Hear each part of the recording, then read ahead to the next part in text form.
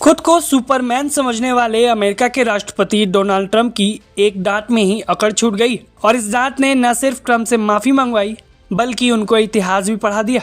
दरअसल राष्ट्रपति ट्रंप को ये डांट मिली थी उनके पुराने दोस्त ब्रिटेन से पंगा लेने पर। अफगानिस्तान युद्ध में गैर अमेरिकी नाटो सैनिक को लेकर दिए गए एक बयान ने अमेरिका और ब्रिटेन के रिश्तों में तल्खी ला दी और इसी बयान का जवाब देते हुए ब्रिटेन के प्रधानमंत्री कीर स्टारमर ने ट्रंप के बयान को अपमानजनक और बेहद आपत्तिजनक बताया था।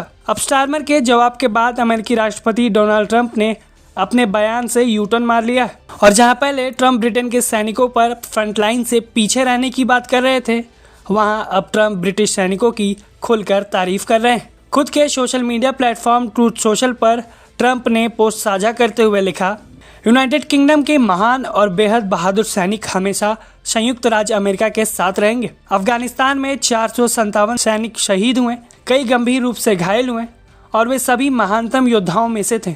यह ऐसा रिश्ता है जो कभी टूट नहीं सकता। यूनाइटेड किंगडम की सेना जो दिल और आत्मा से भरी हुई है, किसी से कम नहीं है। जहां उन्होंने ब्रैकेट में लिखा, सिवाय अमेरिका के।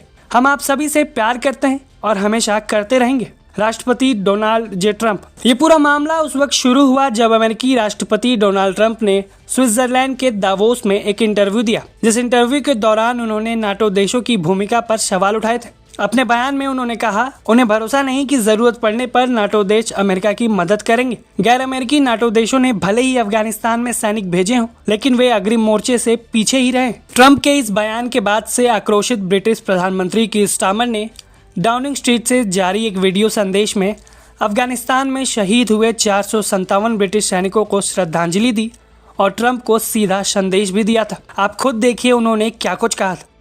Let me start by paying tribute to the 457 of our armed services who lost their lives in Afghanistan. I will never forget their courage, their bravery, and the sacrifice that they made for their country.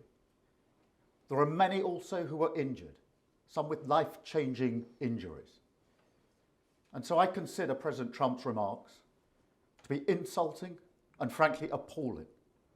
And I'm not surprised they've caused such hurt to the loved ones of those who were killed or injured, and in fact, across the country.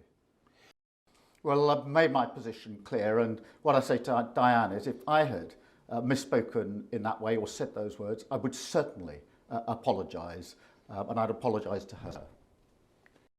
We have a very close relationship with the US, and that is important for our security, for our defence and our intelligence, and it's very important we maintain that relationship.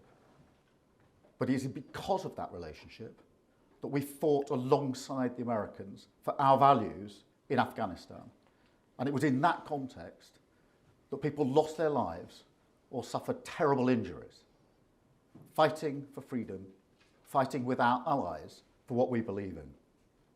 Britain के प्रधानमंत्री द्वारा दिया गया ये जवाब ही था जिसने Trump को अपने रवैये को बदलने में मजबूर कर दिया। हालांकि ट्रंप ने अपने पुराने बयान के लिए सीधे तौर पर माफी नहीं मांगी है और न ही उसे औपचारिक रूप से वापस लिया है, लेकिन उनके बदले हुए सुर को ब्रिटिश सैनिकों के लिए सम्मान और एक नरमी के रूप में देखा जा रहा है। ट्रंप का बदला हुआ रुख इसी ओर इशारा करता है कि ट्रंप अपने पुराने साथियों को खोना नहीं चाहते, क्योंकि पुराने साथियों के बिना दुनिया भर में वो दादागिरी नहीं कर पाएंगे। इसलिए शायद मन ना होते हुए भी उन्हें अपना रुख बदलना पड़ा है। आप ट्रंप के इस बदले हुए रुख को कैसे देखते हैं, हमें कमेंट करके ज़रूर बताएं। ब्यूरो रिपोर्ट, भारत तक।